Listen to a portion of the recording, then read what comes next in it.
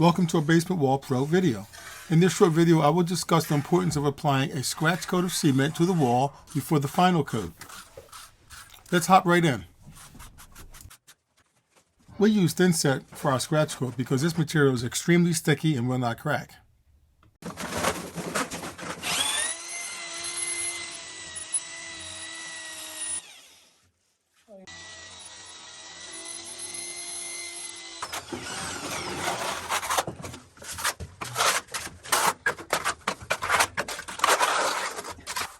When parging basement walls, the scratch coat is the most important because it's the layer that's responsible for sticking to the damaged wall, or else the newly cemented walls will crack and peel. Also, the first or scratch coat begins the leveling process of an uneven wall.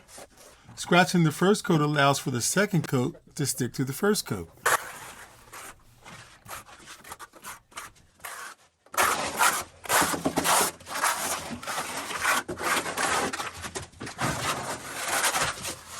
We use a 5-inch notch trowel to apply and scratch the cement. Same tool and materials for installing tile. We have used this tried and true process for our basement wall projects for many years and received no complaints.